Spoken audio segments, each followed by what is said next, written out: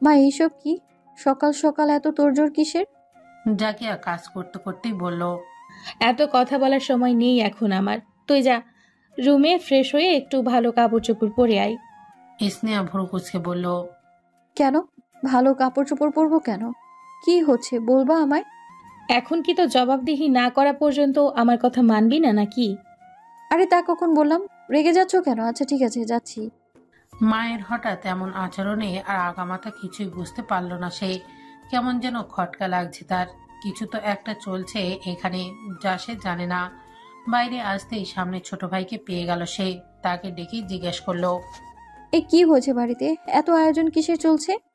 স্নেহা ভাইয়ের চরম বিরক্ত প্রকাশ করে বলল। আমি কি জানি?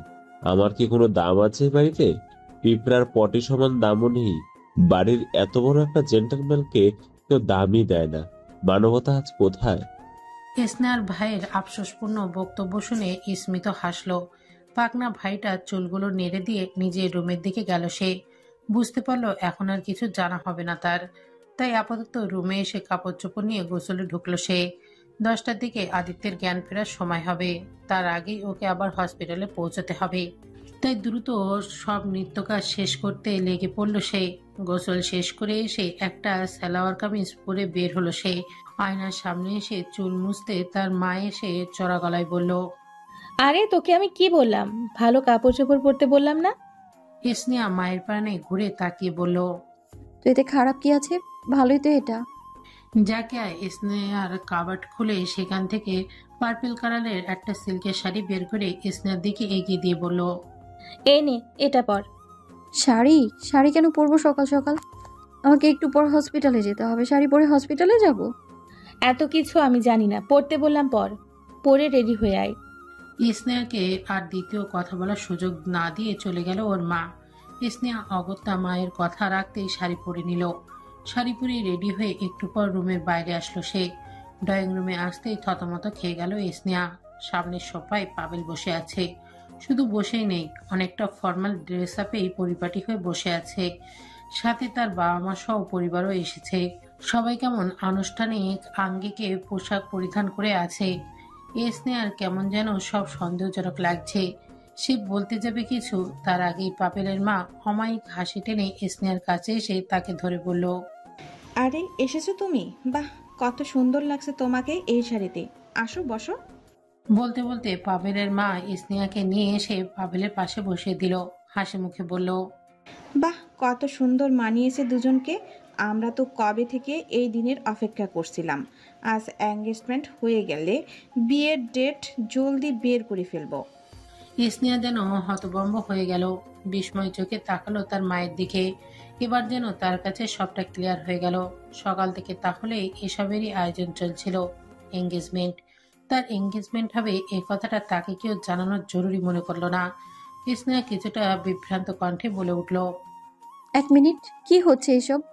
হঠাৎ করে এঙ্গেজমেন্টের কথা কোথা থেকে এলো? আর আমাকে কেউ জানালো না কেন এই বিষয়ে? মানে আমার এঙ্গেজমেন্ট আর আমিই জানি না? আর হুট করে এঙ্গেজমেন্টের আয়োজনই বা কেন হচ্ছে? আমি তো তাই তো বুঝতে পারছি না। যাকে মেয়েকে কিছু বলতে যাবে তার আগেই পাবেল বলে উঠল। আসলে এসব আমারই আইডিয়া ছিল। আমি তোমাকে সারপ্রাইজ দিতে চেয়েছিলাম, এজন্য সবাইকে মানা করেছিলাম বলতে। আর হুট করে করা কি আছে? আমাদের বিয়ে তো সেই ছোটবেলাতেই পাকা হয়ে আছে। এখন আমরা দুজনেই প্রাপ্তবয়স্ক, দুজনেই ইন্ডিপেন্ডেন্ট। তো এটাই তো সবচেয়ে সেরা সময় আমাদের সম্পর্কটাকে নাম দেয়ার, বিয়ের বন্ধনে বাঁধার। তাহলে সমস্যা কোথায়? স্নেহা জবাবে কিছু বলতেই যাবে তার আগে যাকে মেয়ের উদ্দেশ্যে বলল। ঠিকই তো বলেছে পাভেল। বিয়ের বয়স আর সময় দুটোই হয়ে গেছে তোদের। আর এটাই তো হওয়া ছিল। তাহলে দ্বিমত করছিস কেন? আর আজ তো শুধু এনগেজমেন্ট হচ্ছে, বিয়ে তো আর হচ্ছে না। এনগেজমেন্ট করে নে, তারপর বিয়ে না হয় তোর সময় অনুযায়ী করা হবে, ঠিক আছে? এখন আর কিছু বলিস না। স্নেহার বাবাও মেয়েকে বোঝালো আর অমত না করতে। স্নেহা কিছু বলতে চেয়েও যেন পারল না। তার মাঝে কেমন অদ্ভুত অস্থিরতা কাজ করছে। এসব যা কিছু হচ্ছে তা কেমন যেন ঠিক লাগছে না তার কাছে। হাঁসফাঁস করছে ভেতরটা। এমনটা কেন লাগছে সে বুঝতে পারছে না। পাবেলের সাথে বিয়ে হবে এটা তো তার জানা কথা। তাহলে এমন অশান্ত হচ্ছে কেন মন? কেন মনে হচ্ছে কিছু একটা ভুল হচ্ছে? সে এই এঙ্গেজমেন্টের জন্য মন থেকে প্রস্তুত হতে পারছে না, কিন্তু কিছু বলতেও পারছে না। বলবেই বাকি। সে তো নিজেই বুঝতে পারছে না তার সাথে কি হচ্ছে, কি চাইছে তার মন। সব যেন এলোমেলো লাগছে কেমন। স্নেহার নজর দেয়াল ঘড়ির দিকে পড়তেই হঠাৎ আদিত্যের কথা মনে হলো ওর। ওকে তো হসপিটালে পৌঁছাতে হবে। আদিত্যের জ্ঞান ফেরার আগে সে হসপিটালে না পৌঁছালে আদিত্য আবারও উত্তেজিত হয়ে নিজেকে আহত করবে। কিন্তু এখন সে যাবে কি করে? এখান থেকে তো বের হওয়ার কোনো পথও দেখছে না সে। সব যেন এলোমেলো হয়ে মাথার মাঝে গোল গোল ঘুরছে তার। এরই মাঝে আংটি বদলে আনুষ্ঠানিকতা শুরু হয়ে গেল। পাবেলের মা স্নেহার জন্য আনা আংটিটা পাবেলের হাতে দিয়ে বলল স্নেহাকে পরিয়ে দিতে। পাবেল অমায়িক হাসি দিয়ে আংটিটা হাতে নিয়ে অন্য হাতের তালুতে স্নেহার বাঁ হাতটা সামনে তুলে ধরল। স্নেহার অস্থিরতা যেন বেড়েই চলল। তার যেন এসব মান্য হচ্ছে না। কেন হচ্ছে না তা জানে না সে। শুধু মনে হচ্ছে এখান থেকে তার ছুটে পালিয়ে যেতে ইচ্ছা করছে। পাবেল আংটিটা পরাতেই যাবে ঠিক তখনই স্নেহার ফোনটা বেজে উঠল। স্নেহা ফোনের দিকে তাকিয়ে দেখলো আবির ফোন করেছে। স্নেহা ভয়ার্ত মুখ করে জলদি ফোন রিসিভ করতেই ওপাশ থেকে আবিরের ভারাক্রান্ত কণ্ঠ শোনা গেল। মিস নেহা, প্লিজ জলদি আসেন। আদির শরীর ভীষণ খারাপ করেছে, জ্বরে কাঁপছে থরথর করে, আর জ্বরের ঘরে শুধু অ্যাঞ্জেলকে রাখছে। প্লিজ আসুন আপনি। স্নেহা যেন মুহূর্তেই বাকি দুনিয়ার সকল কিছুর ঊর্ধ্বে চলে গেল। সে দ্বিতীয় কোনো চিন্তা ভাবনার তোয়াক্কা না করে বলে উঠল, আমি আসছি এখনই। বলা মাত্রই ঝট করে নিজের দুহাতটা পাবেলের হাতের মাঝ থেকে ছাড়িয়ে উঠে দাঁড়িয়ে সবার মাঝ থেকে ছুটে বেরিয়ে গেল সে।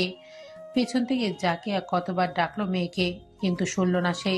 পাগলিনীর মতো ছুটে বেরিয়ে গেল। তার এই বেপরোয়া কাজ দেখে পাবেল প্রচন্ড পরিমাণে রেগে ফুঁসে উঠল। হাতের আংটিটা মুঠোয় মোচড়াতে মোচড়াতে তার সজরে মেঝেতে ছুঁড়ে মারল। কেবিনে আসতেই দেখলো আদিত্য বিছানায় ফিরাই অচেতন অবস্থায় থরথর করে কাঁপছে, আর বিড় শব্দে এঞ্জেল বলে ডাকছে। স্নেহার অন্তর্দেহে সে পিড়নে আহত হলো যেন তীব্র বেগে। ডুকরে উঠল ভেতরটা। তার বহিঃপ্রকাশ স্বরূপে চোখে জমল নোনা জলের পারদ। ছুটে গেল সে আদিত্যের কাছে।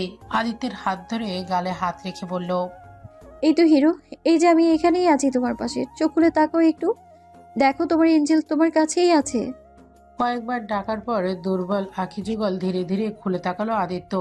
স্নেহাকে চোখের সামনে দেখে অসুস্থ মুখটাতেও খুশিময় হাসি ফুটল তার।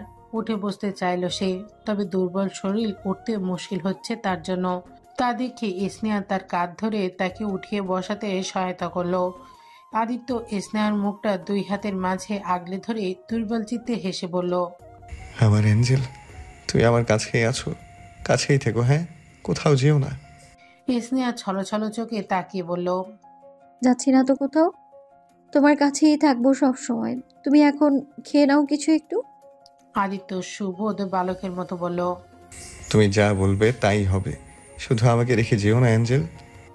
স্নেহা আবিরের আনা চিকেন স্যুপের বোলটা হাতে নিয়ে আদিত্যকে খাইয়ে দিল। তারপরে জ্বরের ওষুধ খাইয়ে দিল তাকে।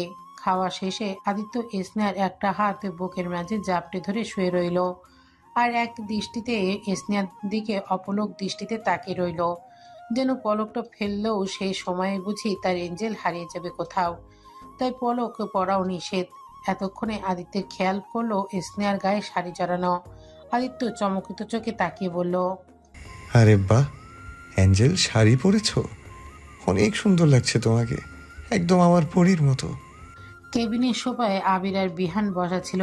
রাতে ঠিকমতো ঘুম হয়নি আদিত্যের টেনশনে, তাই একটু সোফায় মাথায় এলিয়ে দিয়ে চোখ বুজেছিল সে।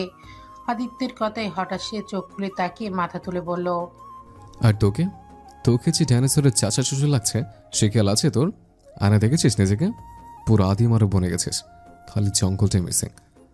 ভাবি কি তোরে এইভাবে পছন্দ করবে? জীবনেও না, তাই না রে বিহান? আবির কুনুই দিয়ে বিহানকে খোঁচা মেরে ইশারা করলো তার সাথে সহমত প্রকাশ করতে।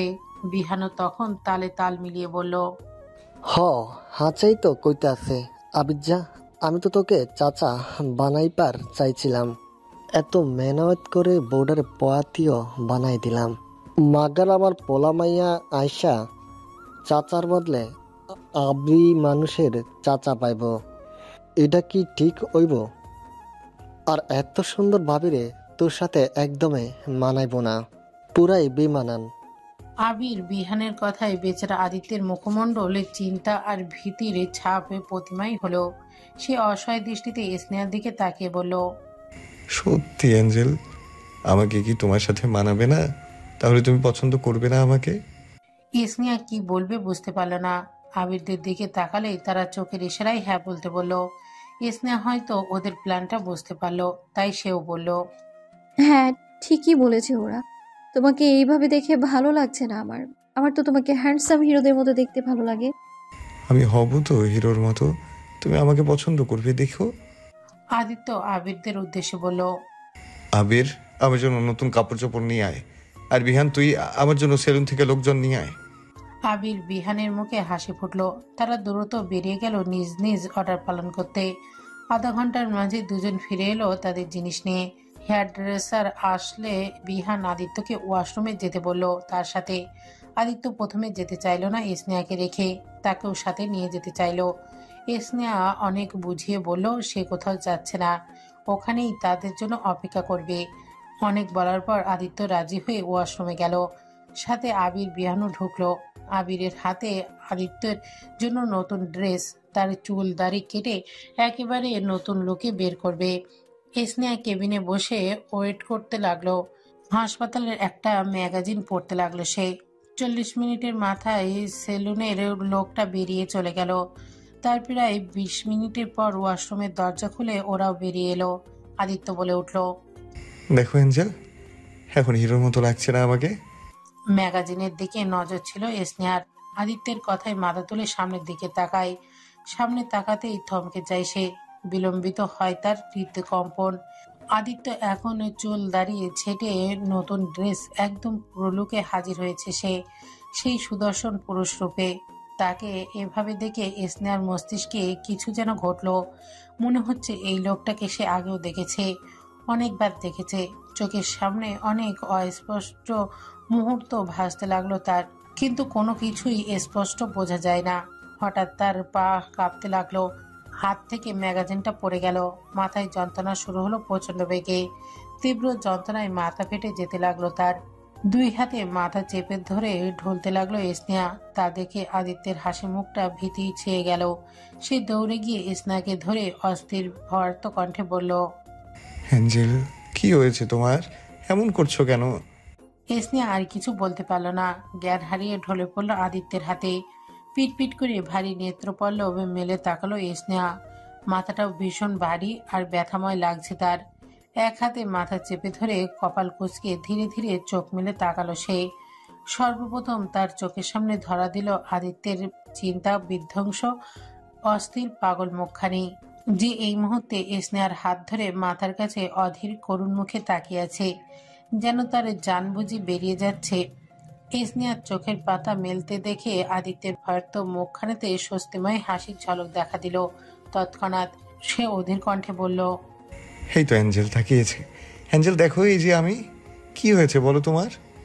স্নেহা এক হাতে মাথা চেপে ধরে ধীরে ধীরে উঠে বসলো। ক্লান্ত কণ্ঠে বলল, কি হয়েছিল আমার? আমি বেডে কেন? পাশ থেকে আবির বলল, আপনি হঠাৎ জ্ঞান হারিয়ে ফেলেছিলেন, এখন ঠিক লাগছে আপনার? স্নেহা মাথা নাড়িয়ে বোঝালো সে এখন ঠিক আছে। আদিত্য অস্থির কণ্ঠে বলল, হ্যাঁ অ্যাঞ্জেল, কি হয়েছে তোমার বলো না। তুমি জ্ঞান হারিয়ে ফেললে কেন? আদিত্যের উত্তেজিত ভাব কমাতে আবির বলে উঠল, আর এই তো রূপের ঝলক দেখে জ্ঞান হারিয়ে ফেলেছে ভাবে। আচমকা তো সৌন্দর্য একবার নিতে পারেনি সে, তো রূপের জাতুই এমন। স্নেহা জোরপূর্বক স্মিত হাসার চেষ্টা করলো। তার সাথে এমনটা কেন হলো সে নিজেও জানে না। এটা নতুন না, এর আগেও তার সাথে এমন হয়েছে। মাঝে মাঝে তার স্মৃতিতে ঝাপসা খেয়াল এসে হানা দেয়, আর তখনই এমন তীব্র যন্ত্রণা হয় তার মাথায়। এমনটা হয় তার সাথে প্রায় 2 বছর ধরে। এর আগে হতো না। আসলে এর আগে কি হতো তা তো তার তেমন মনে নেই। 2 বছর পূর্বের কথা ভাবতে গেলে স্নেহার স্মৃতিতে হাতে গোনা কয়েকটা স্মৃতি ছাড়া সবকিছু তেমন মনে নেই তার। এই ব্যাপারটা সে নিজের মা বাবার কাছে জানতে চেয়েছিল। তখন তারা জানায় স্নেহা নাকি স্মল ব্রেন স্ট্রোক হয়েছিল 2 বছর পূর্বে, যার কারণে তার স্মৃতিশক্তি দুর্বল হয়ে গেছে। বেশি দূরের স্মৃতি তার মনে থাকে না। স্নেহা বা আমার জবাবটাই মেনে নেয়, তবে মাঝে মাঝে এই অস্পষ্ট স্মৃতিগুলো তাকে অনেক যন্ত্রণা দেয়। আর আদিত্যের সাথে দেখা হওয়ার পর থেকে যেন অনেক বেশি হচ্ছে এটা। আজ আদিত্যের এই পরিবর্তন রূপ দেখে তো যেন হৃৎপিণ্ড কেঁপে উঠল তার। চোখের সামনে ঝাপসা স্মৃতির ভিড়ে মাথা ফেটে যাচ্ছিল তার। কেন এমনটা হলো তার সাথে? এসনা একাগ্র নজরে তাকালো আদিত্যের উদ্বেগ ভরা ভীতিগ্রস্ত মুখটার দিকে, যার চোখে মুখে শুধুই আকাশ সমান চিন্তার ছাপ। এসনিয়া কেমন মায়াময় অপলক দৃষ্টিতে তাকিয়ে রইল আদিত্যের দিকে। লোকটা তো তার জন্য অচেনা, তাহলে কেন তাকে দেখে কোনো স্মৃতির ঝাপসার আয়না তাকে এভাবে আহত করছে? কেন? সে কে? ভাবনার মাঝে কখন তার চোখ কোণে বেয়ে উষ্ণ দুফোঁটা জল গড়িয়ে পড়ল তা খেয়াল নেই তার। আদিত্যের চোখে তা ঠিকই পড়ল এবং তা দেখেই অস্থিরতায় মাত্রা বাড়তে লাগলো তার। দুই হাতে স্নেহার মুখটা ধরে উত্তেজিত কণ্ঠে বলল, অ্যাঞ্জেল, কাঁদছো কেন? কি হয়েছে? শরীর বেশি খারাপ লাগছে তোমার? বলো না অ্যাঞ্জেল।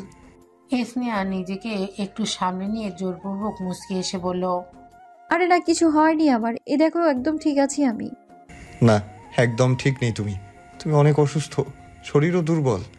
তোমাকে এখন বেশি বেশি খাবার খেতে হবে আর রেস্ট করতে হবে। আমি কিচ্ছু শুনবো না। এই বিহান, যে অ্যাঞ্জেলের জন্য খাবার নিয়ে আয় তো। বিহান মাথা ঝাঁকিয়ে বেরিয়ে গেল। স্নেহা বলল, আরে না না, এইসবের কোনো দরকার নেই। ঠিক আছি আমি একদম। এমনি একটু মাথা চক্কর দিয়ে উঠেছিল, এখন ঠিক আছি আমি। কিন্তু আদিত্য কোনো কথা শুনল না স্নেহার। বিহান খাবার নিয়ে এলে আদিত্য নিজ হাতেই স্নেহাকে খাইয়ে দিতে লাগলো। স্নেহা মানা করলেও কিছুই মানল না সে। অগত্যা খেতে হলো স্নেহাকে।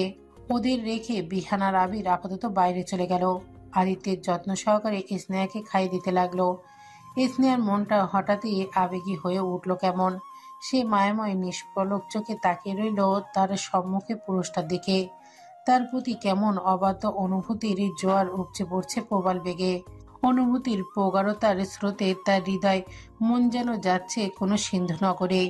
চোখের পরদেও তার প্রভাব ছেয়ে যাচ্ছে কেমন অদম্য ভাবনার জগতে মন জোরে, যে ভাবনায় তাকে ভাসিয়ে দিতে চাচ্ছে খুব করে। খাওয়ানো শেষ হয়ে গেলে তবুও স্নেহা ওই একাগ্র নজরে বিঘ্ন ঘটল না। খাওয়ানো শেষ করে টিস্যু দিয়ে মুখ মুছে দিল আদিত্য। স্নেহার আবেগের জ্বরে ভেসে ওই পর্যায়ে হঠাৎ সে আদিত্যের বুকে আছড়ে পড়ল। দুই হাতে আদিত্যকে জড়িয়ে ধরে তার বুকের মাঝে নিজেকে সামিল করে নিল সে। আদিত্য মুচকি হেসে তার এঞ্জেলকে দুই হাতে জড়িয়ে নিল আরো নিবিড়ভাবে। স্নেহা তার উষ্ণ বুকটাতে নিজের সুখের সাম্রাজ্যের ঠিকানা খুঁজে পেল যেন। আদিত্যের শরীরের এই মন মাতানো ঘ্রাণ যেন খুব চেনা তার। এই উষ্ণ এই ঘ্রাণ যেন তার রন্ধ্রে রন্ধ্রে মিশে আছে খুব করে। স্নেহা আদিত্যের বুকে নিজের নাক ঘষে তার ঘ্রাণে মেশালো নিজের শ্বাস প্রশ্বাস। আদিত্য তার বাঁধন আরো মজবুত করলো। প্রাণ ভোমরাটাকে লেপটে নিচ্ছে নিজের বক্ষ পিঞ্জরায়। বাইরের দুনিয়া থেকে বিচ্ছিন্ন হয়ে এইভাবে দুজন দুজনেতে মিশেছিল নিজেদের আপন ভবনে। তাদের এই নিজস্ব ভবনের মাঝে ব্যাঘাত ঘটালো হঠাৎ, যখন বিকট শব্দে সজোরে ঠাস করে দরজার পাল্লা ধাক্কিয়ে খুলে ভেতরে ঢুকলো কেউ। সেই শব্দে চমকে উঠল দুজনেই। ভেতরে ঢুকেছে পাভেল।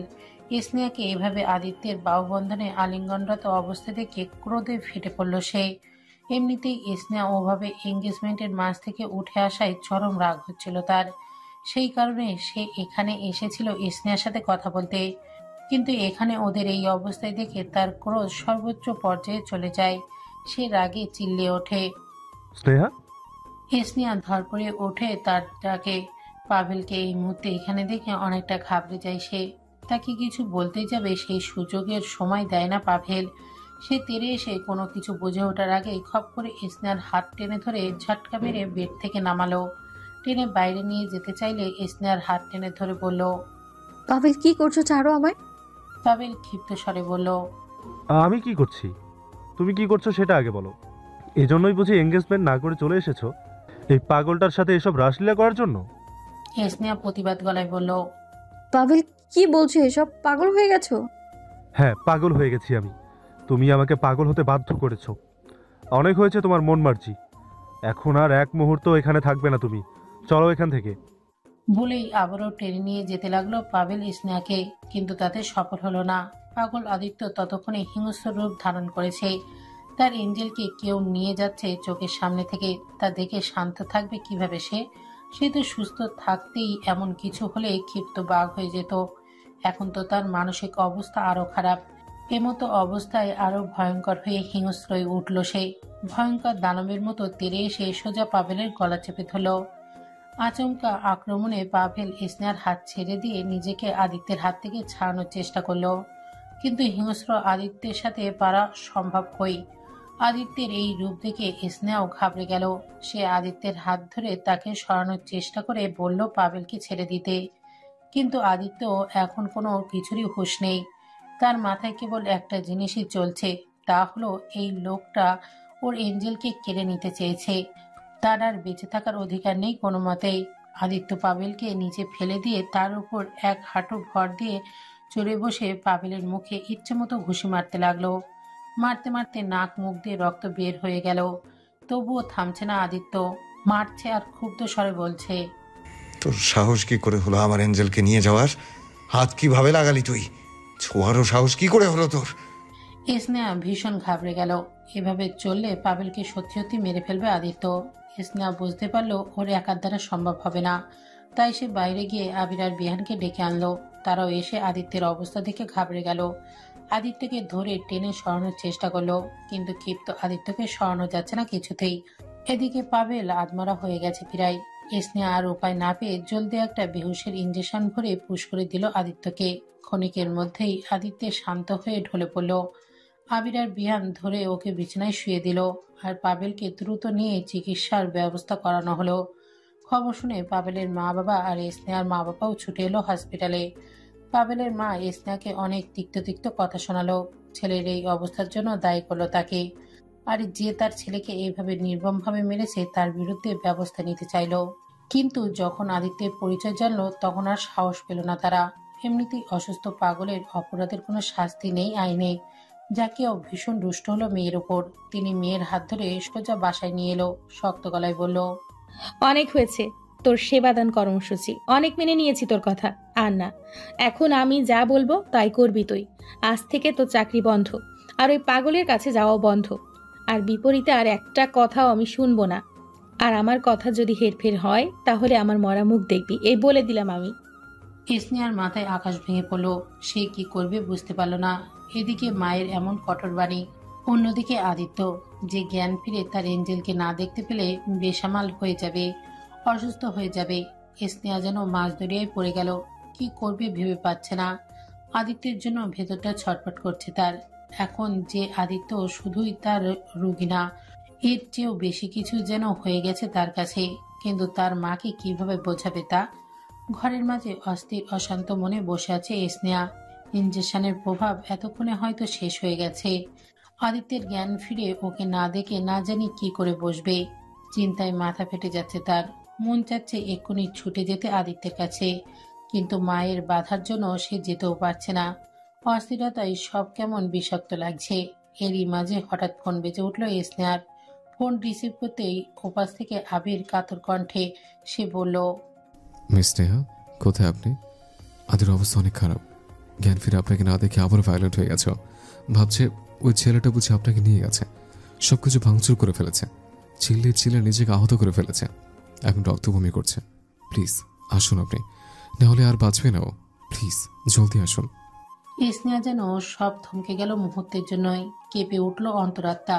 মাথায় শুধু ওই একটা কথাই বাড়ি খেতে লাগলো। বাকি আর কিছু ভাববার পরিস্থিতিতে রইল না সে।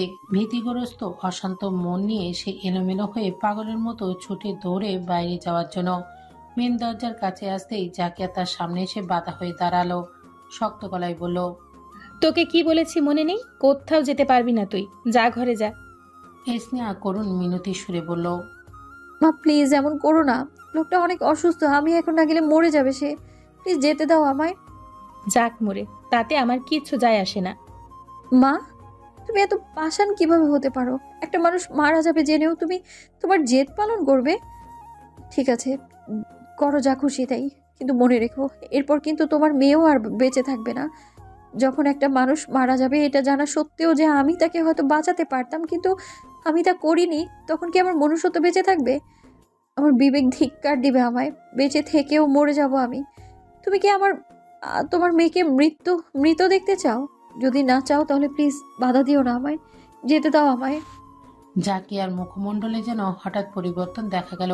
নরম হলো তার চেহারা। সে কোনো কিছু না বলে মেয়ের সামনে থেকে সরে দাঁড়ালো। স্নেহার মুখে হাসি ফুটল। সে কাল বিলম্ব না করে ছুটে বেরিয়ে গেল হসপিটালের উদ্দেশ্যে। আদিত্যের কেবিনে এসে তার অবস্থা দেখে মাথা ঘুরে উঠল স্নেহার। কদম নড়বড়িয়ে গেল যেন তার। রক্ত বমি করতে করতে নিস্তেজ হয়ে পড়েছে সে। বিছানা শুয়েও ছটফট করছে সে।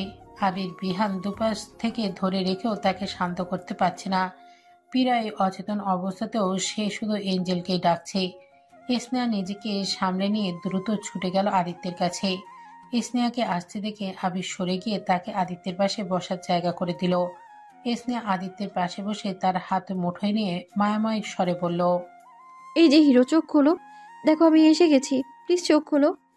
আদিত্য দুর্বল চোখ খুলে স্নেহাকে দেখে তার ছটফটানো বন্ধ হলো। তড়িৎ গতিতে উঠে বসতে চাইল, কিন্তু দুর্বল শরীরে তা হয়ে উঠল না। অন্য পাশে থাকা বিহান তাকে উঠে বসতে সাহায্য করলো। আদিত্য উঠে বসে দুই হাতে স্নেহার মুখটা ধরে দুর্বল চিত্ত হেসে বলল, এসেছো অ্যাঞ্জেল? তুমি কেন বারবার চলে যাও? ওই রাস্কেলটা তোমাকে নিয়ে গিয়েছিল, তাই না? ওকে তো আমি মেরেই ফেলবো। আমার অ্যাঞ্জেলকে নিয়ে যেতে চাইও? কেউ নিয়ে যাবে না আমায়। এই দেখো আমি এখানেই আছি তোমার কাছে। না না, ও তোমাকে নিয়ে যাবে। সবাই তোমাকে খেড়ে নিতে চায় আমার কাছ থেকে। এখানে থাকা তোমার জন্য সুরক্ষিত না। আমাদের সুরক্ষিত জায়গায় যেতে হবে। এখানে আর থাকা যাবে না, না হলে আবার তোমাকে নিতে আসবে। আদিত্য আবির বিহানদের উদ্দেশ্যে বলল, বিহান, আমাকে বাড়ি নিয়ে চল। আমি আমার অ্যাঞ্জেলকে নিয়ে বাড়ি যাব। এখানে আর এক মুহূর্তও থাকবো না। আবির বিহান একজন আর একজনের মুখ চাওয়াচাই করলো। তাদের মুখেও একরকম খুশির হাসি দেখা গেল। আদিত্য বাড়ি ফিরতে চাচ্ছে, এটা তাদের জন্য অনেক বড় একটা প্রাপ্তি। কিন্তু স্নেহা চিন্তায় পড়ে গেল, আদিত্যের সাথে তাদের বাড়িতে কিভাবে যাবে সে, আর ওর পরিবারই বা কি তা মানবে। গাড়ি এসে প্রবেশ করলো আদিত্যের বাড়ির গেট দিয়ে। ভিতরে এসে থামলে আবির আর বিহানের সামনে থেকে আগে নামলো। আদিত্য স্নেহার হাত ধরে পেছনের সিটে বসেছিল। বিহান এসে আদিত্যের পাশের দরজাটা খুলে দিল। আদিত্য স্নেহার হাত ধরে আস্তে করে নেমে আসলো গাড়ি থেকে। স্নেহা গাড়ি থেকে নেমে দাঁড়িয়ে সামনে তাকাতেই কেমন অন্যমনস্ক হয়ে গেল সে। বাড়িটি কেমন যেন তার চিরচেনা মনে হলো। আবারও অদৃশ্য স্মৃতি এসে তার মস্তিষ্কেও ছুটতে লাগলো এলোমেলো। কেমন ঘোরের মাঝে চলে গেল সে। অদ্ভুত একাগ্র দৃষ্টিতে তাকে দেখছে বাড়িটা, যেন কোনো হারানো কিছু খোঁজ করতে চাচ্ছে সে। তার ঘোরের মাঝে আদিত্য স্নেহার হাত ধরে বাসার দিকে নিয়ে যেতে যেতে বলল, চলো অ্যাঞ্জেল, ভেতরে যাই। বাড়িটা তোমার জন্য কতদিন হলো অপেক্ষা করছি। আদিত্য স্নেহার হাত ধরে ভেতরে নিয়ে যেতে লাগলো। স্নেহা যতই সামনে যাচ্ছে ততই কেমন অদৃশ্য প্রতিচ্ছবিগুলো আরো প্রবল বেগে হানা দিচ্ছে তার চোখের সামনে। ঘরে ডুবে অন্যমনস্ক হয়ে যাচ্ছে স্নেহা। মেন দরজায় পেরিয়ে বাসার ভেতরে প্রবেশ করলো ওরা। চারিদিকে চোখ বুলিয়ে স্নেহার মাথাও যেন গোল গোল ঘুরছে কেমন, যেন অদৃশ্য প্রতিচ্ছবিগুলো তীব্র গতিতে তার মাথার চারিদিক দিয়ে ঘূর্ণিপাকের মতো ঘুরছে। কানে এসে বাজছে কিছু অস্পষ্ট ধ্বনির সমাপ্তি, যেন কারো খিলখিল করে হাসির শব্দ বাজছে কানে। আবার কোনো পুরুষের কণ্ঠস্বরক শোনা যাচ্ছে কেমন, যেন বলছে, এই এঞ্জেল, দূরিও না এমন, পড়ে যাবে তো বাবা। এমন হাজারো ধ্বনির কলরব স্নেহার মস্তিষ্কে অবশ করে তুলছে যেন। লিভিং রুমের উপস্থিতি সবাই আদিত্যকে দেখে যেমন খুশি হলো, তেমন তার পাশে অন্য একটা মেয়েকে ভীষণ অবাক হলো। যদিও জাবেদা আর হিয়া সবটাই জানে, তাই তারা তেমন অবাক হলো না। হিয়া 8 মাসের ভারী পেট নিয়ে এগিয়ে এলো সামনে। মুচকি এসে আদিত্যের উদ্দেশ্যে বলল, কেমন আছেন ভাইয়া? আপনাকে বাড়ি ফিরতে দেখে অনেক খুশি লাগছে। অনেক মিস করেছি আমরা আপনাকে। আদিত্য হাসি মুখে বলল, আসবই তো। দেখো না, আমার অ্যাঞ্জেল এসে গেছে। এখন তো আবার সব ঠিক হয়ে যাবে। হ্যাঁ, ঠিকই বলেছেন। এখন সব ঠিক হয়ে যাবে। যান, রুমে গিয়ে ফ্রেশ হয়ে নিন। হিয়া কথা বললেও স্নেহা যেন সেদিকে কোনো খেয়াল নেই। আদিত্য স্নেহাকে বলল, চলো রুমে যাই অ্যাঞ্জেল। আদিত্য বললেও স্নেহার যেন আদিত্যের প্রয়োজনই হলো না। সে আদিত্যের হাত ছাড়িয়ে ধীরে ধীরে একাই সামনে এগিয়ে গেল। ঘরের মাঝেই সে কেমন হাঁটতে হাঁটতে সিঁড়ি বেয়ে ওপরে উঠে আদিত্যের রুমের দিকে পৌঁছে গেল। আদিত্য গেল তার সাথে সাথে। তার মাঝে তো এই নিয়ে কোনো ভাবাবেগ হলো না, কারণ তার জন্য তো স্নেহাই তার নোট, তার এঞ্জেল। যার কাছে এবারই সব চেনা। কিন্তু স্নেহাকে এইভাবে না বলতেই নিজের একাই আদিত্যের রুম চিনে পৌঁছে যেতে দেখে বাকিদের মাঝে ঠিকই ভাবাবেগ হলো অনেকটা। স্নেহা কিভাবে চিনল আদিত্যের রুম, সেটাই ভাবাচ্ছে তাদের। স্নেহা আদিত্যের রুমে এসে যেন আরো ঘূর্ণিপাকের মাঝে পড়ার মতো অবস্থা হলো। রুমে প্রবেশ করতেই হৃৎপিণ্ড অজান্তে কেঁপে উঠল ঝংকারিত হয়ে। রুমের চারপাশে চোখ বোলাতেই সবকিছুর মাত্রা যেন চরম পর্যায়ে বেড়ে গেল। স্নেহা যেন কেমন দাঁড়িয়ে থাকা কঠিন হয়ে যাচ্ছে, হাত পা কাঁপছে, অবশ হয়ে আসছে কেমন। স্নেহার নজর পড়ল বেডের মাথার কাছে দেয়ালে টাঙানো বিশালাকার ফটো ফ্রেমটার উপর, যেখানে আদিত্য নূরের ছবি লাগানো। তাদের হাস্যোজ্জ্বল একটা ক্যান্ডিড ফটো। ছবির নূরকে দেখে যেন স্নেহার মস্তিষ্ক এবার বিস্ফোরিত হতে লাগলো। তীব্র যন্ত্রণা শুরু হলো তার। দু হাতে মাথা চেপে ধরে যন্ত্রণায় সে হালকা আর্তনাদ করে উঠল। তা দেখে আটকে উঠল আদিত্য। দ্রুত ছুটে গিয়ে স্নেহাকে ধরে আতঙ্কিত মুখে বলল, অ্যাঞ্জেল, কি হয়েছে তোমার? এমন করছো কেন? আদিত্য স্নেহাকে ধরে বিছানায় বসিয়ে দিল, অস্থির কণ্ঠে বলল, কি হয়েছে তোমার? কোথায় খারাপ লাগছে আমাকে বলো অ্যাঞ্জেল। স্নেহা মাথা চেপে ধরে কিছুক্ষণ চোখ বুজে বসে রইল। খানিক পরে ধীরে ধীরে ব্যথাটা একটু কমলো তার। আদিত্য অস্থিরতা শান্ত করতে নিজেকে সামলে নিয়ে বলল, কিছু হয়নি আমার, ঠিক আছি আমি, চিন্তা করো না। কোথায় ঠিক আছো? তুমি তো কেমন যেন করছিলে। কোথাও কষ্ট হচ্ছিল তোমার? বলো কি হয়েছে? কিছু হয়নি বাবা, সত্যি বলছি, এই দেখো আমি একদম ঠিক আছি। সত্যি বলছো তো? একদম সত্যি। আচ্ছা ঠিক আছে, তাও তুমি শুয়ে আরাম করো এখন। আদিত্য স্নেহাকে টেনে বালিশে শুয়ে দিল। স্নেহা মানা করলেও তা মানল না সে। স্নেহাকে শুয়ে দিয়ে তার মাথায় হাত বুলিয়ে দিতে লাগলো আদিত্য। বাচ্চাদের মতো ঘুম পাড়াতে দেখে হাসি পেল স্নেহার। তবে তার মনে ঠিকই অশান্তি চলছে। নানান প্রশ্নের বেড়াজাল তাকে ঘিরে ধরেছে। তার সাথে কি হচ্ছে এসব বুঝতে পারছে না সে। এই বাড়িতে আসতেই তার এমন কেন লাগছে? কেন মনে হচ্ছে এই বাড়ির প্রতিটা দেয়ালে তার চিহ্ন মিশে আছে? যেন এই ঘরের সবকিছুতে সে নিজেকে ফিল করছে। কেন হচ্ছে তার সাথে এমন? কিভাবে জানবে সে? আদিত্য হাত বুলিয়ে দেওয়ায় স্নেহা সত্যি সত্যি একসময় ঘুমিয়ে পড়ে।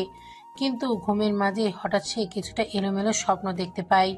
তার স্বপ্নে নিজেকে অন্য রূপে দেখতে পায়, নিজেকে নূরের রূপে দেখতে পায় সে, যেখানে সে নূরের রূপে আদিত্যের সাথে খুনসুটি করছে। এমন কিছু দেখতে পেয়েই ছট করে চোখ মেলে তাকালো স্নেহা। আতঙ্কিত তার চাহনি, ভয়ার্ত মুখমণ্ডল।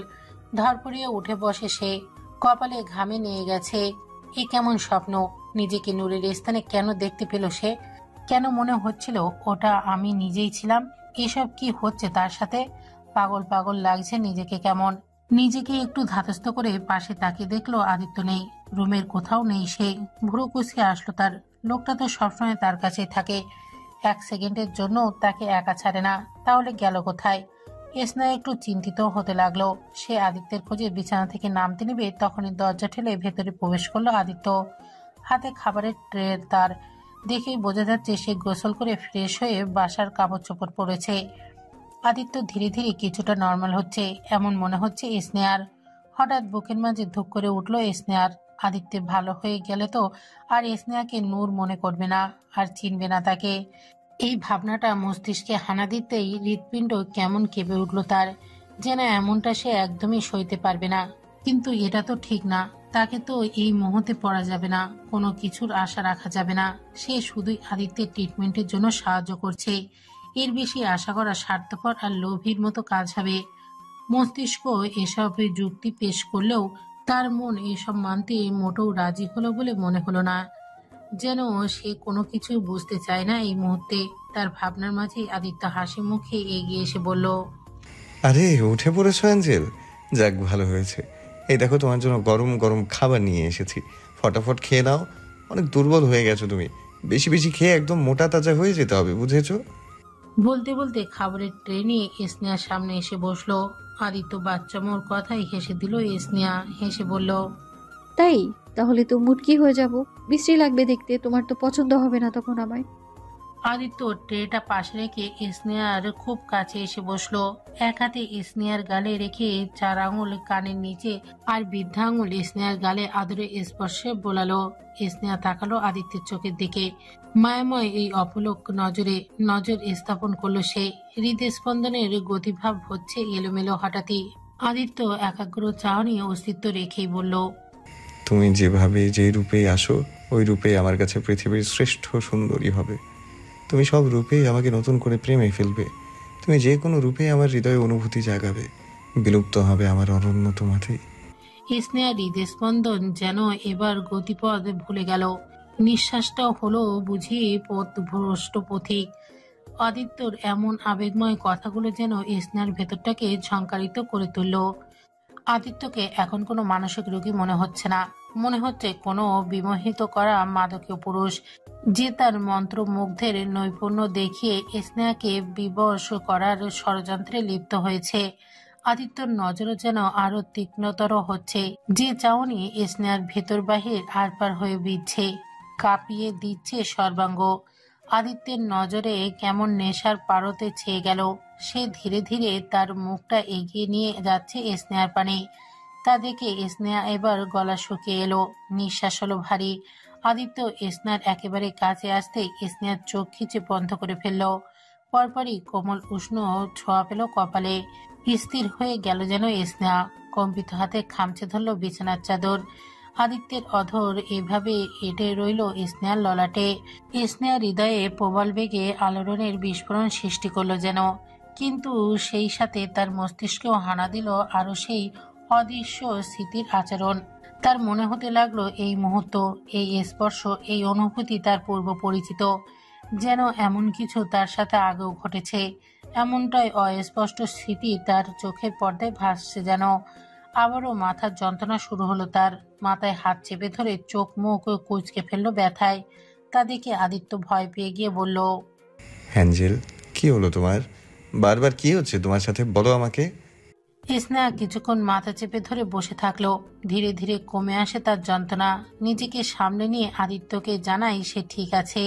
তবে কিছুক্ষণ আগের মুহূর্তের কথা মনে করে ভীষণ লজ্জায় পড়ে যায় সে। ঠিক সেই মুহূর্তে স্নেহার ফোন বেজে উঠল। অপ্রস্তুত ভঙ্গিতে আদিত্যের কাছ থেকে উঠে পিছিয়ে গিয়ে সে তার ফোন খুঁজতে লাগলো। লজ্জা আর আদিত্যের দিকে তাকাতে পারছে না সে। তার ফোন হাতে নিয়ে কথা বলার অছিলায় দ্রুত বিছানা থেকে নেমে জানালার দিকে চলে গেল সে। স্নেহার মা ফোন দিয়েছে। আদিত্যর বাড়িতে আসার বিষয়ে তার খুব চিন্তিত। মেয়েকে অনেক বলেও যখন তারা মানাতে পারেনি তখন আর বাধা দেওয়া ছেড়ে দিয়েছে তারা। তবে মেয়ের জন্য তাদের চিন্তা ঠিকই হচ্ছে, তাই মেয়ের খবর জানার জন্য ফোন দিয়েছে তারা। স্নেহা মায়ের সাথে কথা বলে আশ্বস্ত করলো সে ঠিক আছে, চিন্তার কিছু নেই। কথা শেষে স্নেহা আদিত্যের দিকে ফিরতেই আবারও কেমন যেন লজ্জায় ঘিরে ধরল তাকে।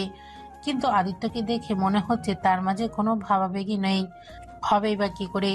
সে তো মনে করেছে সবসময়ের মতোই তার এঞ্জেলকে আদর করেছে। কিন্তু স্নেহা তো লজ্জায় টিকতে পারছে না। তাই পরিস্থিতি থেকে বাঁচতে স্নেহা বলল, আমি ওয়াশরুম থেকে ফ্রেশ হয়ে আসছি। আচ্ছা। স্নেহা ফ্রেশ হয়ে আসার পর আদিত্য নিজের হাতে স্নেহাকে খাইয়ে দিল, আর স্নেহা আদিত্যকে খাইয়ে দিল। খাওয়ার শেষে আদিত্য স্নেহার হাত ধরে ওকে বাইরে নিচে নিয়ে এলো, যেখানে সবাই আপাতত বসে আলাপচারিতা করছে। হিয়া সবার জন্য চা নাস্তা নিয়ে এলো। আদিত্য এতক্ষণে যেন খেয়াল হলো হিয়া প্রেগনেন্ট। সে বিহানের উদ্দেশ্যে বলল, আরে বিহান, তুই বাপ হতে চলেছিস, আমাকে আগে বলিসনি তো। বিহান বিড়বিড় করে বলল, কতবার কইছি তুই হালা, সেটা বুঝলি না। আবির মজা করে বলল, আরে আদিও বলবে কি, বেচারা ছোট্ট চান পরিশ্রম করতে করতে চষে খাওয়া আম হয়ে গেছে। দিনরাত ঘাট ভাঙে মেহনত করে বউটার পথে বানানো, তাতেই তো তার সবকিছু শেষ। এখন আর কোনো কিছু বলার শক্তি কোথায় তার? বিহান কপট রাগ দেখিয়ে আবিরের পিঠে দুম করে কিল মেরে দিল। আবির হাসতে লাগলো তখন। হিয়া বেচারি লজ্জায় শেষ। আবিরটাও আর শুধরল না। স্নেহা মুখ টিপে হাসলো। আবির যে খুব দুষ্টু প্রকৃতির তা বুঝে গেল সে। আবির বলল, আরে রাখছিস কেন ভাই? আমি তো এর জন্য বলছিলাম যে যে যত মেহনত করে বউরের পথই বানায় তার মেহনতের ফল ততই বেশি হয়। দেখা গেল তোর মেহনতের জোরে একটার বদলে 2টা বা 3টা এলো। বিহান বলল, হালা কি কচ, আমার বউটা ডরাই যাইব গা। আরে ভয়ের কি আছে? যত বেশি হবে ততই ভালো। গুরু বলেছেন, যার বউ যতগুলো বাচ্চা দেয় তার জামার ভালোবাসা তত খাটে। আচ্ছা, তো কে এই গুরু হুনি? দ্য গ্রেট আবির রায়হান। আবারও হাসলো সবাই। তখন আদিত্য ফট করে বলে উঠল, তাহলে তো আমার বউয়ের বাচ্চার পাহাড় হয়ে যাবে, কারণ আমি সবচেয়ে বেশি বউকে ভালোবাসি। আদিত্যের কথায় সবাই টাসকি খেয়ে গেল। আর বেচারি স্নেহা অস্বস্তিতে মরে যাবার জো। আবির বলল, ভাই, এত ভালোবাসা দেখাইস না, আমাদের উপর একটু রহম কর। তোর ভালোবাসার চক্করে পৃথিবীর ডাইপা যাবো গা। আবারও হাসির রোল পড়ল সেখানে। আড্ডা শেষ করে আদিত্য স্নেহার হাত ধরে আবারও রুমে নিয়ে আসে। দুজন বিছানায় হেলান দিয়ে পা টান টান করে বসে কথা বলছে। আদিত্য এক মুহূর্তের জন্য স্নেহার হাত ছাড়ছে না, সবসময় জড়িয়ে ধরে রাখে হাত। এখনো স্নেহার হাত বুকের সাথে জড়িয়ে ধরে তার কাঁধে মাথা এলিয়ে দিয়ে বসে আছে। বসে থাকতে থাকতে মেডিসিনের প্রভাবে আদিত্যের ঘুম পায়। আদিত্য তখন কাঁধ থেকে মাথা তুলে স্নেহার কোলে মাথা দিয়ে শুয়ে পড়ে। স্নেহার কোলে মাথা রেখে এক হাতে তার কোমর পেঁচিয়ে ধরে।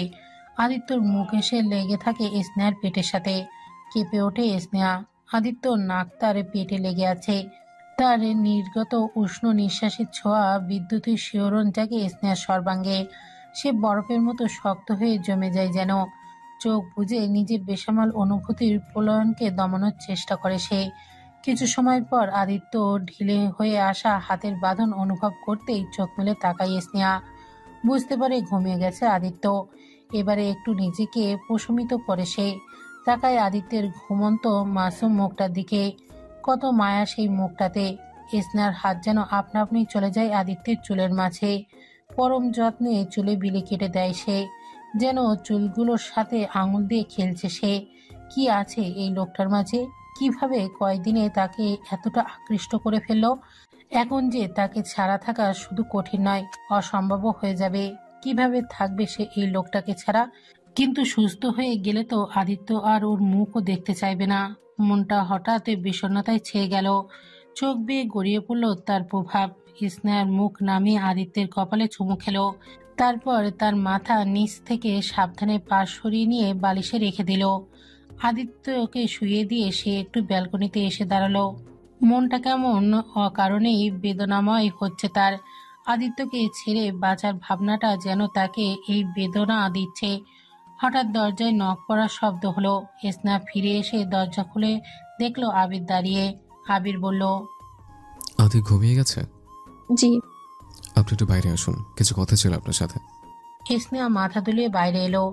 আবির তাকে নিয়ে আদিত্যের স্টাডি রুমে এলো, যেখানে বিয়ান আগে থেকেই বসেছিল। আবির স্নেহাকে বসতে বলল।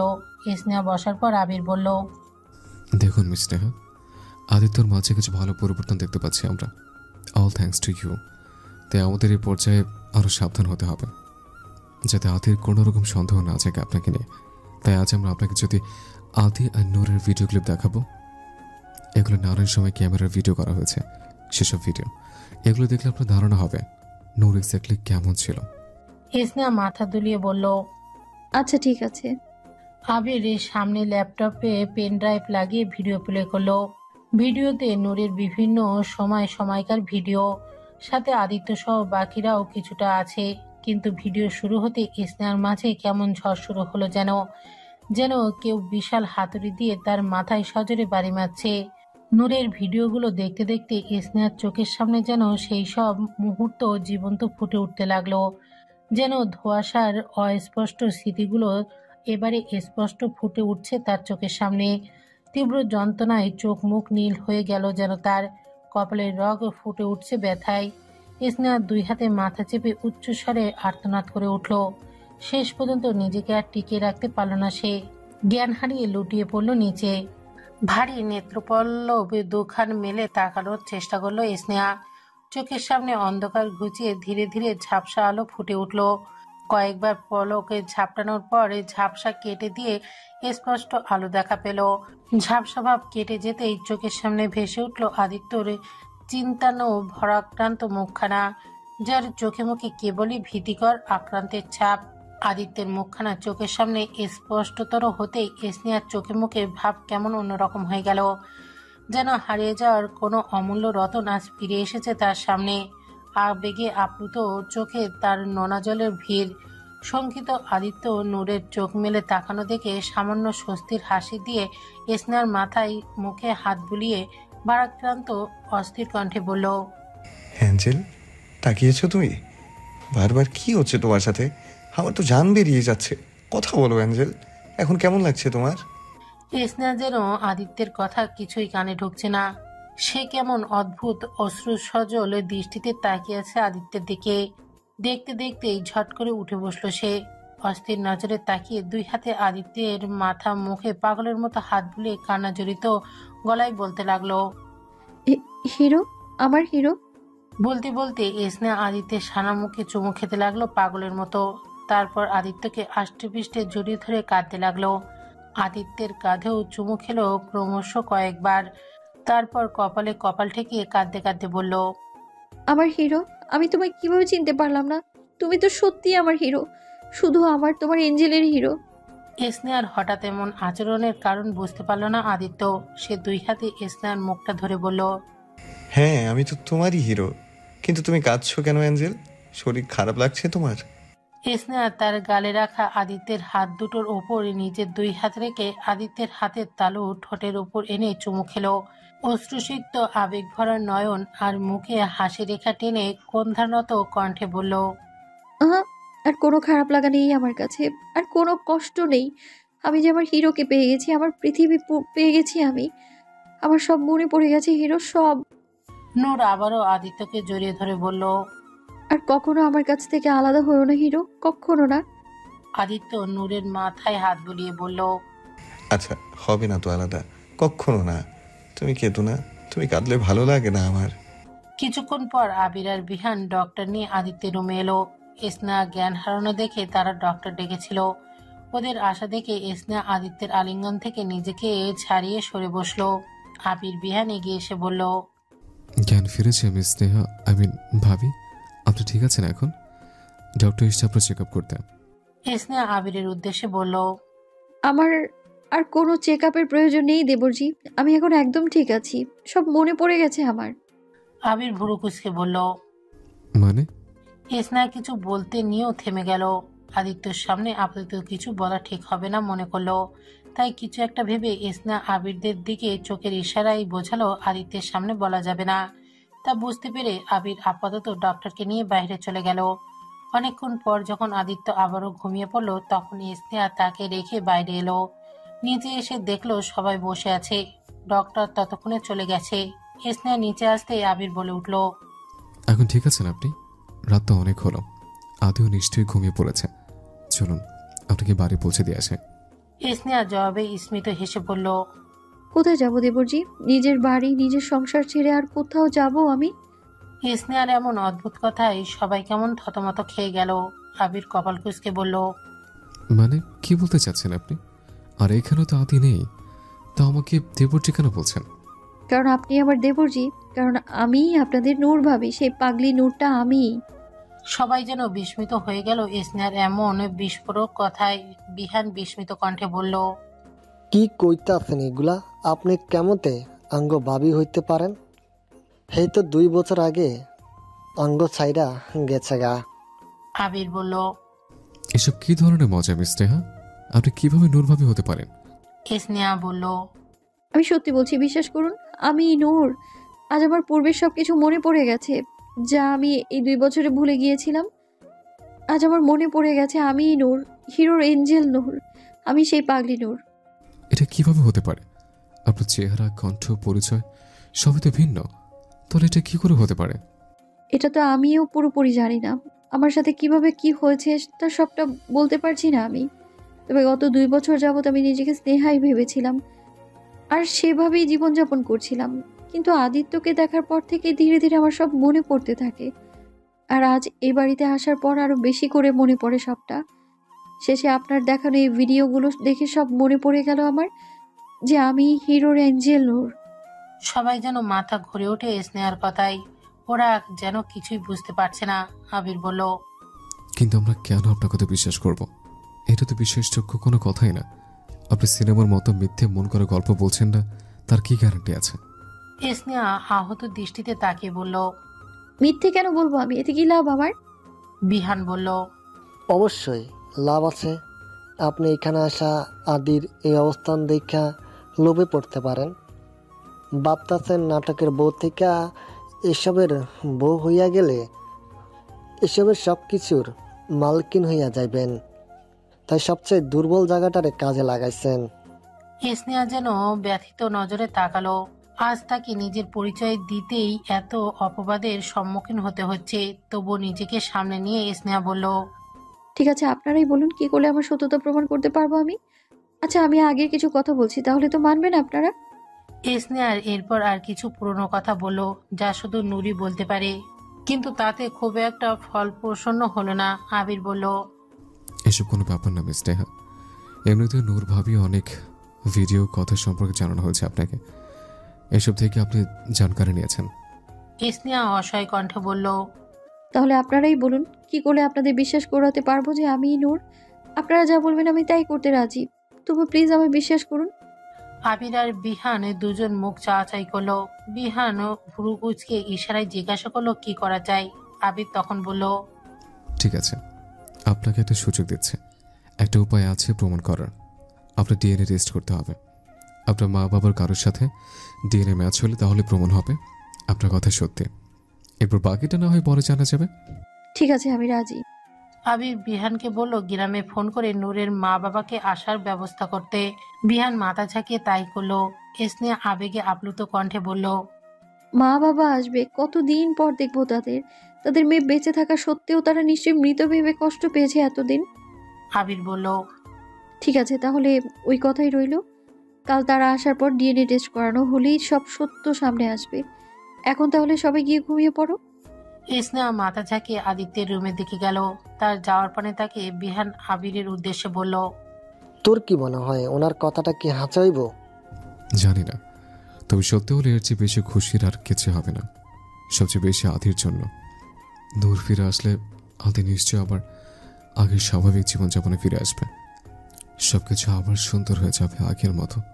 হিয়া বিহানের কাছে এগিয়ে এসে বলল, আমার কিন্তু মনে হচ্ছে উনি সত্যিই বলছে। ওনার চোখে সেই ভালোবাসার সত্যতা দেখা যাচ্ছিল। আমার মনে হয় না সে মিথ্যা বলছে। বিহান দীর্ঘশ্বাস ছেড়ে বলল, যা হয় দেখা যাব কাল।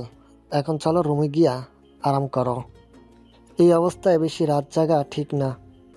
স্নেহা রুমের দরজার কাছে আসতেই হঠাৎ ভেতর থেকে আদিত্যের অস্থির কণ্ঠে ডাক শুনতে পেল। ভয়ার্ত কণ্ঠে এঞ্জেলের নাম ধরে ডাকছে সে। ঘাবড়ে গেল স্নেহা, দৌড়ে গেল ভেতরে। গিয়ে দেখলো আদিত্য জেগে আছে। আশেপাশে তাকিয়ে ভীতগ্রস্ত ভঙ্গিতে অ্যাঞ্জেলকে ডাকছে সে। স্নেহা দ্রুত ছুটে গেল কাছে। আদিত্য স্নেহাকে দেখে দ্রুত তাকে ধরে অস্থির কণ্ঠে বলল, তুমি কোথায় চলে গিয়েছিলে অ্যাঞ্জেল? তোমাকে না পেয়ে কত ভয় পেয়ে গিয়েছিলাম জানো? তোমাকে না বলেছি আমার কাছ থেকে একদম কোথাও যাবে না? স্নেহা দুই হাতে আদিত্যের মুখখানা ধরে মায়াময় হেসে বলল, কোথায় যাব হিরো? তোমার এঞ্জেলের দুনিয়া তোমাতেই শুরু আর তোমাতেই শেষ। তুমি নামেই তার অন্ত। তোমাকে ছেড়ে কোথাও যাব না আমি। তুমি শান্ত হও। আদিত্য একটু শান্ত হলো। স্নেহা আদিত্যের কপালে পরম আদরে অধর লেপটিয়ে চুমু খেয়ে বলল, এসো, আমি তোমায় ঘুম পাড়িয়ে দিচ্ছি। স্নেহা বিছানায় উঠে পা টান বসে আদিত্যকে কাছে টেনে নিজের কোলে মাথা রেখে শোয়ালো। আদিত্য পুলকিত মনে স্নেহার কোলে মাথা রেখে স্নেহার কোমর জড়িয়ে ধরে শুয়ে পড়ল। স্নেহার হাতের আঙুলে মায়াময় স্পর্শ বুলিয়ে দিতে লাগলো আদিত্যের চুলের গহিনে। নজরে যেন মায়ার এক সমুদ্র বয়ে ঝর্ণাধারা হয়ে ঝরে পড়ছে। যেন কতকাল পর দেখছে এই প্রাণপ্রিয় মানুষটাকে। পৃথিবীর সকল অনুভূতি জড়ো করে লুটিয়ে দিতে চাই শুধু এই মানবটাতেই।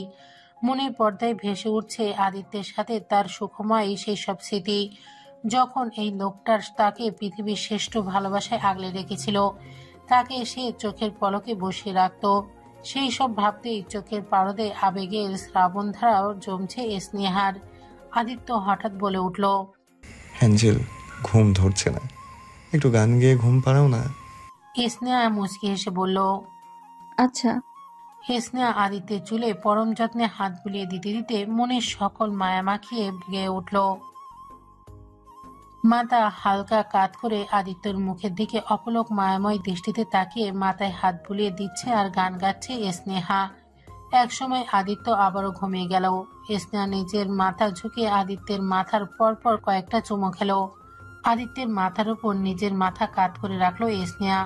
হাত বোলালো আদিত্যের পিঠে, বিড়বিড় করে বলল, তুমি তোমার এঞ্জেলের জন্য দুনিয়ার সব সুখ এনে দিয়েছিলে, সব খুশি লুটিয়ে দিয়েছিলে তার কদমে। এবার আমার পালা হিরো। এখন আমার সর্বস্ব শুধু তোমার জন্যই অর্পিত। আমার জীবন এখন কেবল শুধুই তোমার নামে হিরো, শুধুই তোমার নামে বিসর্জিত। সকালবেলা যথারীতি নূরের মা বাবা এসে হাজির হয় আদিত্যের বাসায়।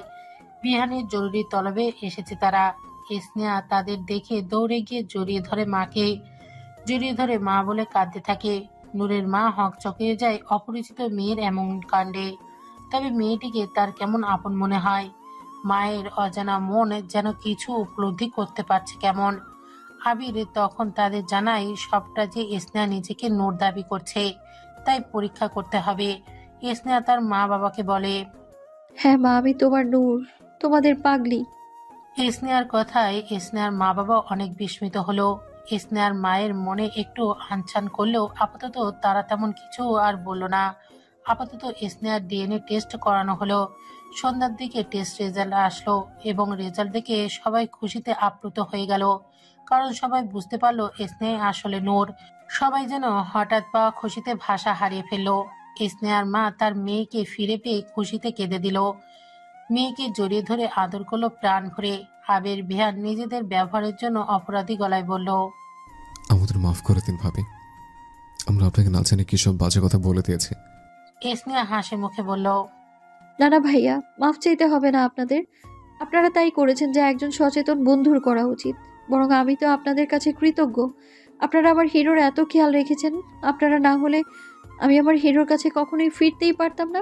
আপনারা সত্যি একজন সত্যিকারের বন্ধু। আবির বলল, আদি আজ আবারও প্রমাণ করে দিল যে ওর মতো কেউ কাউকে ভালোবাসতে পারবে না। যেখানে আমাদের বলার পরেও আমরা বিশ্বাস করতে নারাজ, সেখানে আদিত্য অসুস্থ অবস্থাতে তোর ভালোবাসাকে ঠিকই চিনে ফেলল, তাও অন্য রূপে। বিহান এই পর্যায়ে সন্ধ্যান হয়ে বলল, কিন্তু কাবির, এসব হইল কেমনে? মানে ভাবি এমনে কেমনে হইয়া গেল? আবির তীক্ষ্ণ কণ্ঠে বলল, এর জবাব তো একজনই দিতে পারবে এবং তাদের জবাবদিহিতা করতে হবে এবার। দরজা খুলে দিতেই আবির আর বিহানকে সম্মুখে দাঁড়াতে দেখতে পেল জাকিয়া। তাদের এই মুহূর্তে এখানে থেকে অনেকটাই অবাক হলেন তিনি। তার মনে চিন্তার টান পড়ল, তার মেয়েটার কিছু হলো না তো আবার? উদ্বেগ প্রকাশ করে জাকিয়া বলে উঠল, তোমরা এখানে? স্নেহার কিছু হয়নি তো আবার? আমার মেয়েটা ঠিক আছে তো? ওই পাগলটা কিছু করে বসেনি তোর?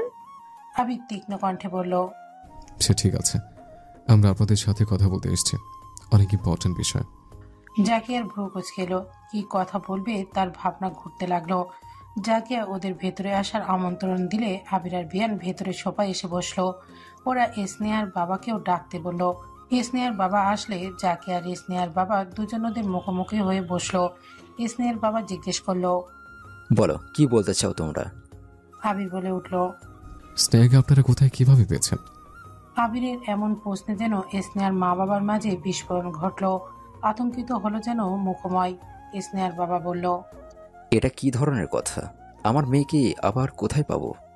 দেখুন, এসব ড্রামা করে কোনো লাভ নেই। আমরা জেনে গেছি স্নেহা আপনাদের মেয়ে না, বরং সে আমাদের নূর ভাবি, আমাদের আদিত্যর বউ। 2 বছর পূর্বে অ্যাক্সিডেন্টে আমরা ভেবেছিলাম সে হয়তো মারা গেছে, তবে সে বেঁচে আছে এবং আপনাদের কাছে ছিল। এখন আপনারা খুলে বলুন কিভাবে কি হয়েছে, আর স্নেহা কিভাবে হলো সে। টেল আস এভরিথিং। স্নেহার মা বাবার চেহারার রং উড়ে গেল যেন। আতঙ্কিত মুখ আর ঘামে ভেজা কপালে একজন আরেকজনের মুখ চাচাই করতে লাগলো। তবুও নিজেদের ঠিক দেখানোর চেষ্টা চালিয়ে স্নেহার বাবা ভারী মেজাজি কণ্ঠে বলল, কিসব আবল তাবল বলছো তোমরা? মাথা খারাপ হয়ে গেছে তোমাদের? স্নেহা আমাদের মেয়ে, সে কেন নূর হতে চাবে? মেয়েটা ভালো মানুষই দেখিয়ে তোমাদের পাগল বন্ধুদের সেবা করছো, আর তোমরা কি না তার সুযোগ নিয়ে এসব উল্টোপাল্টা কথা বলছো। আর একটা বাজে কথা শুনতে চাই না আমি। তোমরা এখন আসতে পারো। বিহান এই পর্যায়ে এক হাত উঁচিয়ে থামানোর ইঙ্গিত দেখিয়ে দাপটের ভঙ্গিতে বলল, থামেন চাচা, এত চিল্লাইবেন না। এত চিল্লাইলে বুড়া কালে দম বাইরে গা যাইব গা। আমরা ইয়ানে আপনার বাড়িতে দাওয়াত খাইবার আসি নাই ক্যা। আমরা আইছি নিজের মসজিদে, জামু নিজের মসজিদে। এখন পেঁচাল না পাইসা আসল কথায় আসেন। ছটাপাট সত্যিটা ঝাইরা ফেলান, না হলে অনেক উপায় আছে আমাদের কাছে সত্যিটা বাইর করার। কিসের সত্যি? স্নেহা আমাদের মেয়ে, এটাই সত্যি, আর কোনো সত্যি নেই। আবির এই পর্যায়ে হাতের ফাইলটা ঠাস করে সামনের টি টেবিলের ওপর এক প্রকার ছুঁড়ে দিয়ে রেখেই বলল, তাহলে এটা একটু চোখ বুলিয়ে নেন, আপনার হয়তো মনে পড়তে সাহায্য করবে। স্নেহার বাবা থতমত ভঙ্গিতে ফাইলটা উঠিয়ে দেখলো সেটা ডিএনএ টেস্টের রিপোর্ট। তা দেখে যেন ভয়ে আরো আটকে উঠল তারা। আবির বলল, দেখুন, ভদ্রতা বজায় রাখার চেষ্টা করছে, তাই আপনি সেটা রাখতে দিন আমাদের। যেহেতু নূর ভাবিকে আপনারা এতদিন রেখেছেন, তাই রুট হতে চায় না। আমরা সত্যিটা জেনে গেছে। শুধু তাই না, নূর ভাবি মানে স্নেহার স্মৃতিও ফিরে এসছে, এবং সে আমাদের জানিয়েছে যে সে আমাদের নূর ভাবি। সো কোনো তালবাহানা না করে ভালোই ভালোই সত্যিটা বলে দিন। আমাদের বাধ্য করবেন না অন্য পন্থা অবলম্বন করার জন্য, সেটা আপনাদের জন্য মঙ্গল হবে না। স্নেহার বাবা মা যেন এবার আর মিথ্যের রাগ বজায় রাখতে পারলেন না। বুঝতে পারলো তারা হেরে গেছে, এখন আর কোনো কিছু লুকিয়ে লাভ নেই। জাকিয়া মুখে আঁচল চেপে গুমড়ে কেঁদে উঠল। হয়তো মেয়েকে হারিয়ে ফেলার ভয় তারা করলো তাকে। স্নেহার বাবার মুখও মলিন হয়ে গেল। আবির তখন বলল, এবার শুরু থেকে বলুন কিভাবে কি হলো, আমাদের নূর ভাবি স্নেহা কিভাবে হলো। স্নেহার বাবা দীর্ঘশ্বাস ছেড়ে বলা শুরু করলো,